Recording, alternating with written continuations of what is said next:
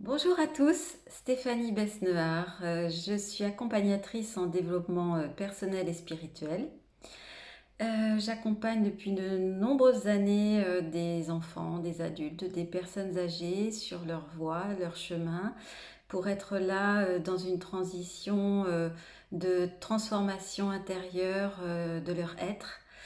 Il m'arrive en ce moment de rencontrer de plus en plus d'enfants et d'enfants devenus adultes qui sont enfants dits actuels. Dits enfants actuels parce que c'est un terme que moi j'ai vu pour la première fois sur un bouquin que j'avais acheté sur les enfants actuels.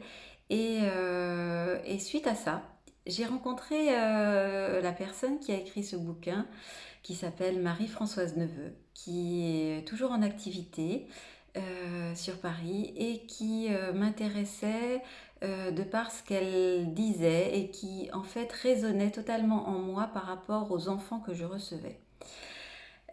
Donc cette personne, Marie-Françoise Neveu, est elle-même psychologue clinicienne, psychothérapeute. En fait, elle parle, elle, d'une nouvelle humanité que sont les enfants actuels. Et donc, on pourrait intituler la grande émergence des enfants cerveau droit.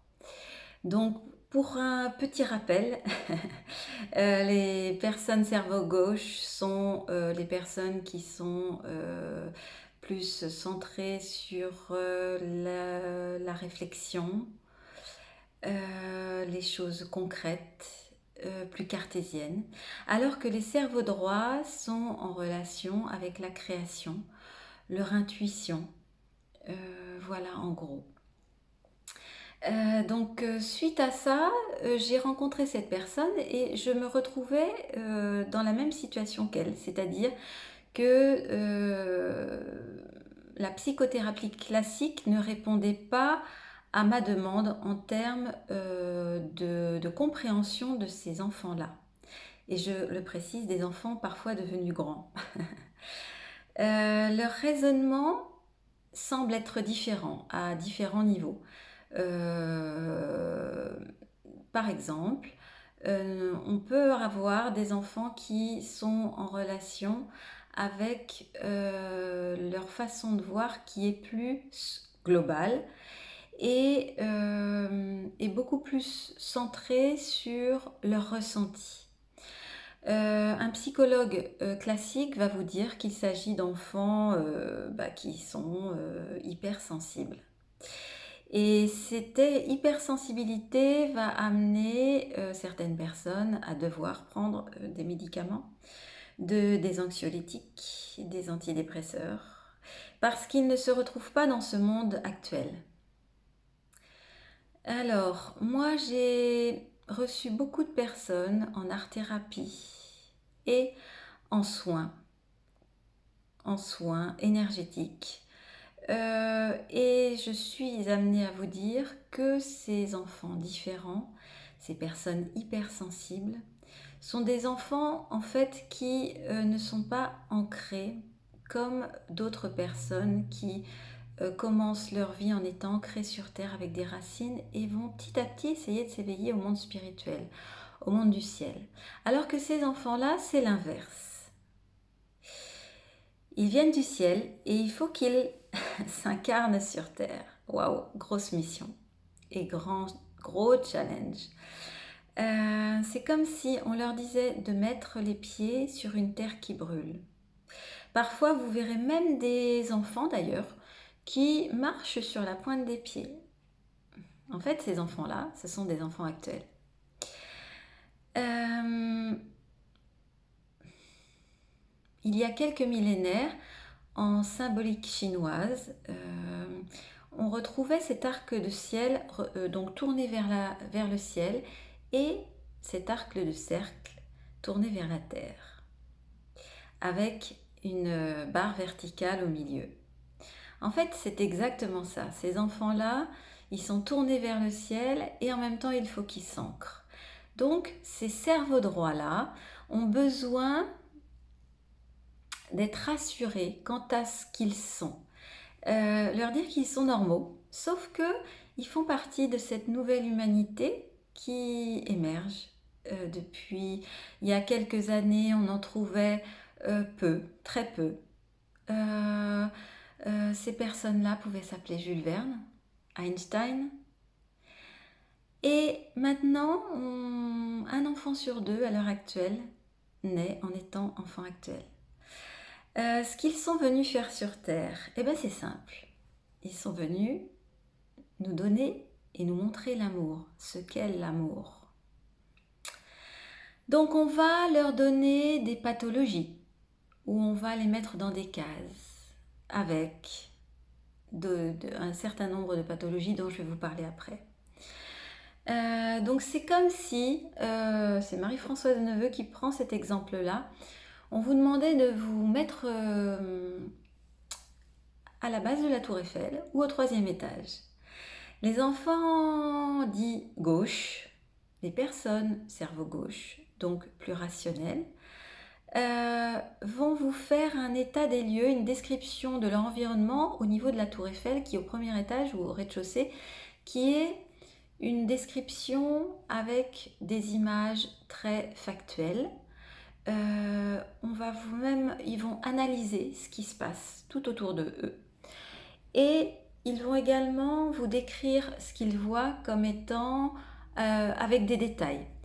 Alors que les enfants qui sont au 3e étage, donc les enfants actuels, ils vont vous décrire leur environnement comme une photo globale. Ils ne vont pas pouvoir rentrer dans le détail parce que ça ne les intéresse pas en fait, tout simplement. Parce que ce qui compte, l'essentiel, c'est l'essentiel. L'essentiel, c'est-à-dire être. Et pour être, ces enfants ont besoin de vérité. Ils ne supportent pas l'injustice. Ils aiment les gens vrais. Ils repèrent les gens qui ne sont pas vrais ou qui ne disent pas la vérité. Et ces enfants-là, en fait, du haut de leur 3e étage, ils vont voir globalement et ils vont dire « Oh là là, mon Dieu !» Ah oui, alors, en bas, il y a, en fin de compte, c'est trop compliqué à voir parce que je ne souhaite pas voir tout ce qui se passe en bas parce que c'est trop... ça fait peur. En fait, il y a des industries, il y a de la pollution. C'est vraiment quelque chose qui les indispose en fait. Donc, ils vont partir dans leur rêverie, un moyen nécessaire pour eux de se retrouver, de se protéger. Ils vont développer certaines pathologies comme la myopie, par exemple, qui leur sert de bouclier protecteur. Et je ne vais pas vous parler maintenant encore de toutes les pathologies, mais il y en a un certain nombre. Donc, le rôle que j'ai, moi, quand je suis face à ce type d'enfant ou d'adulte qui est né actuel, c'est de leur remettre un enracinement déjà, de les ancrer. Donc ça, c'est un travail au quotidien que ces personnes-là doivent mettre en œuvre parce qu'ils se perdent sinon. Ils ont soit le souci de bien faire, ou alors ça va être l'extrême. Ils vont se battre. Ils vont se battre contre les personnes qui n'en valent pas la peine, qui sont méchantes, qui ne sont pas dans une relation de vérité, d'amour. Donc voilà, donc du haut de cette tour Eiffel, effectivement, il va y avoir deux façons de voir les choses. Alors, par rapport à ces enfants, je dirais qu'ils sont dans leur vérité quand ils peuvent défendre des causes ou montrer la voie la plus essentielle à l'être humain. Ils vont avoir des sujets de prédilection. Ils vont être passionnés par des sujets tels que, par exemple, l'aéronautique ou les dauphins ou des sujets, oui, en relation généralement aussi avec la nature, des sujets qui les portent, des sujets qu'ils ont envie de défendre.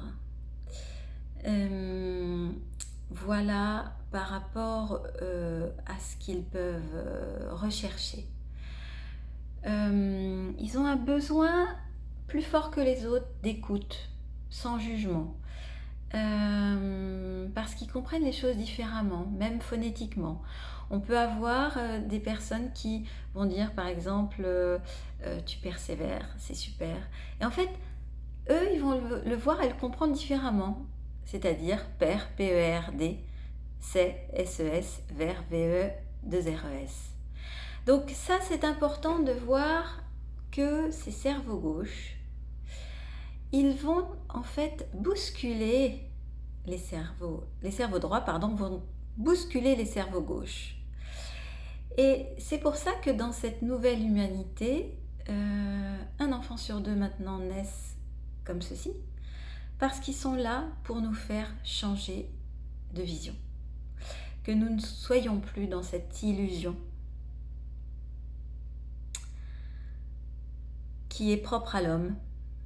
Et donc, à l'heure actuelle, ces enfants que je reçois, je vais les rassurer, donc comme je vous le disais tout à l'heure, par rapport à ce qu'ils sont.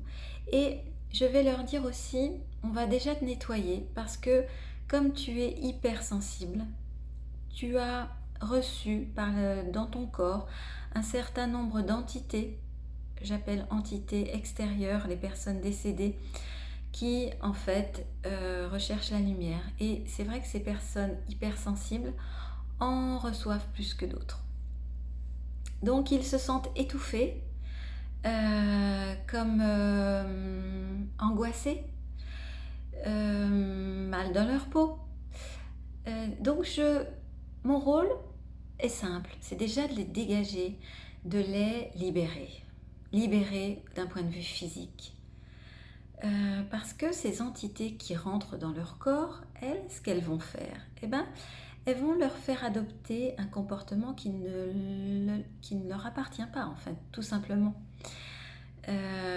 Donc, parfois, on peut aller jusqu'à 8-9 entités dans leur corps.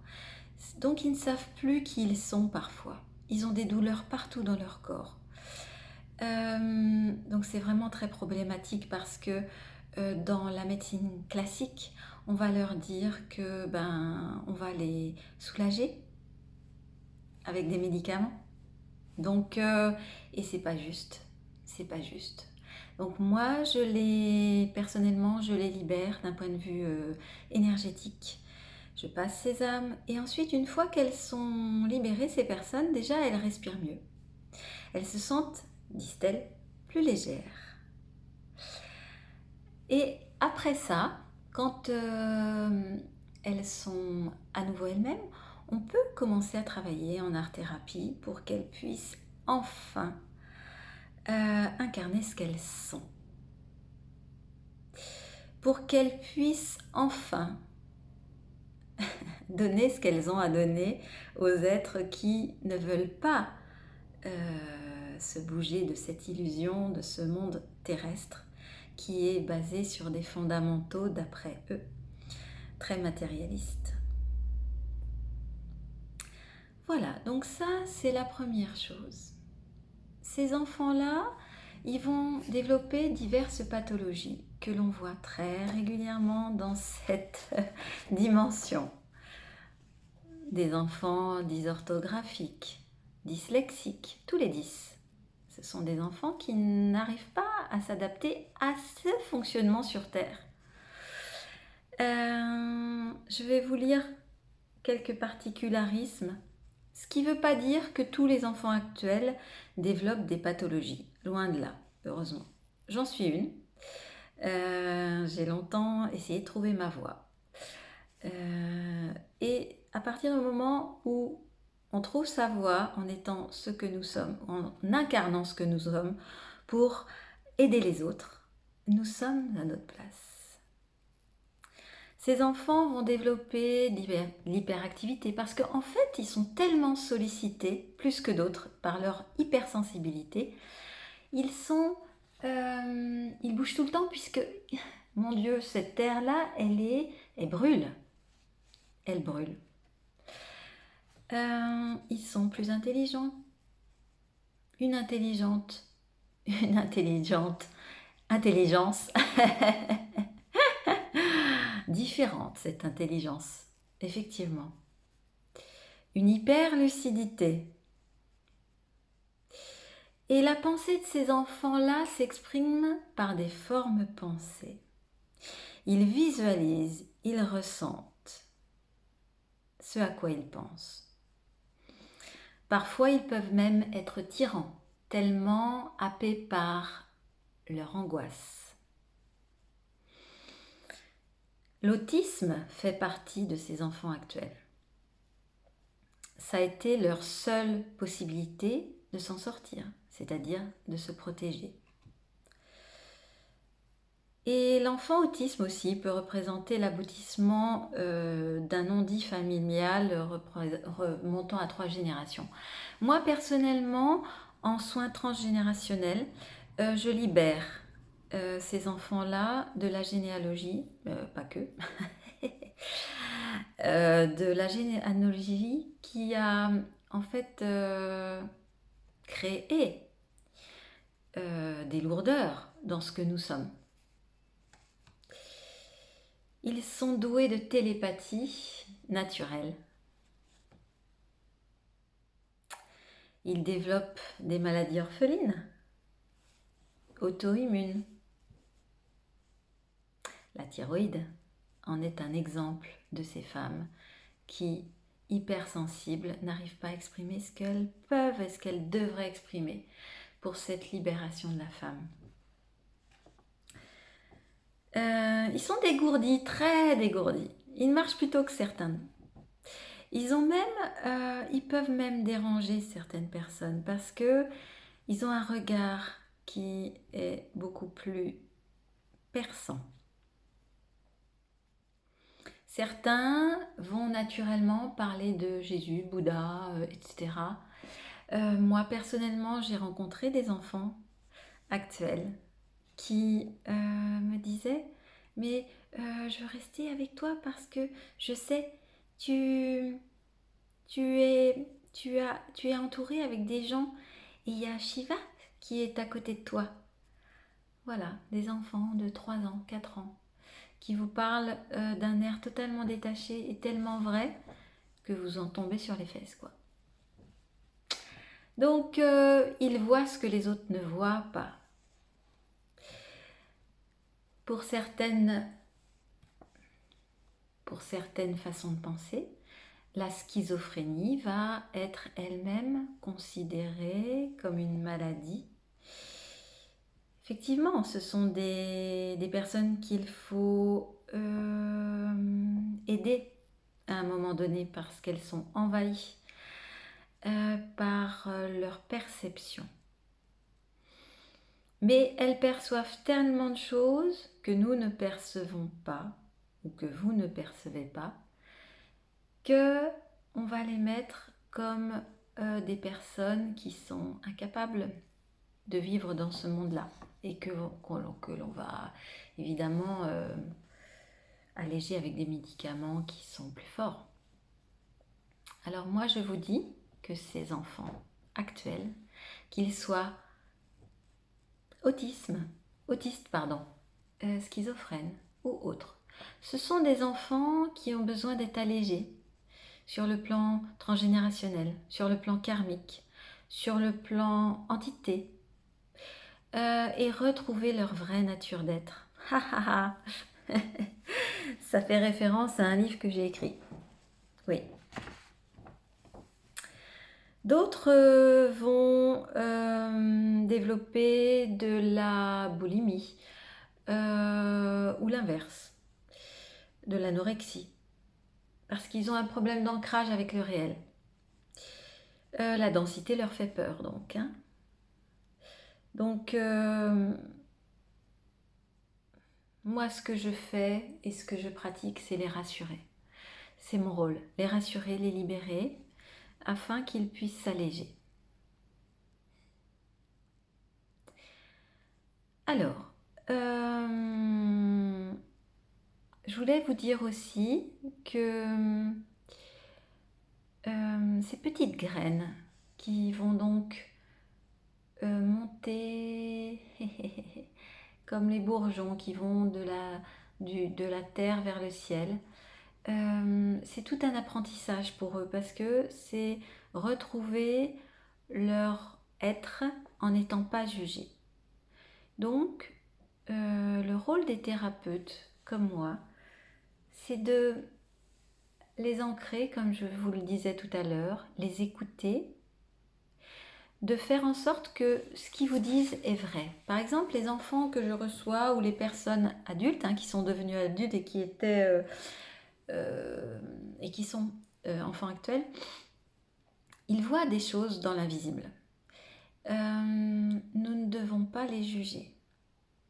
C'est que la perception du cerveau gauche ne perçoit pas cette réalité, mais c'est une autre réalité.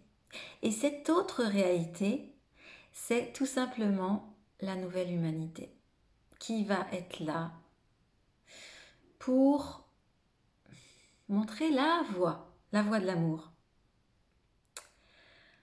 Donc, si j'ai un petit message à vous faire passer, c'est celui-ci. Ne jugez pas vos enfants, ayez confiance en eux. Ce sont des enfants qui sont là pour aider la cellule familiale, vous aider à faire avancer. Donc écoutez-les, inspirez-vous d'eux, de leurs paroles. Et plus on ira vers une compréhension de ces enfants différents, plus l'humanité s'élèvera et croira en l'amour, la joie, la joie. Si vous avez des enfants dans toutes ces catégories dont je vous ai parlé, essayez de leur faire découvrir des activités qui les ancrent. Par exemple, l'argile. Ça, ils adorent, ils adorent. Petit ou grand, hein. La danse, la connexion avec la terre, avec leur corps. Tout ce qui est artistique en fin de compte. Donc, laissez-les chanter, danser, s'épanouir dans ce qu'ils sont. Incitez-les à découvrir la connexion avec l'animal qui les comprend. Voilà. Je vous remercie pour votre écoute. Je suis à votre disposition si vous souhaitez approfondir cette discussion, me poser des questions. J'ai un site, voilà, qui est ce qu'il est, qui est www.terre-apy.com. Et vous pouvez également me téléphoner au 06 51 67 13 83 si vous le souhaitez. Je vous remercie pour votre ouverture, pour votre envie d'aller plus loin, de comprendre ce que la Terre est en train de devenir. Et je remercie ces enfants actuels d'une manière infinie. Merci à vous.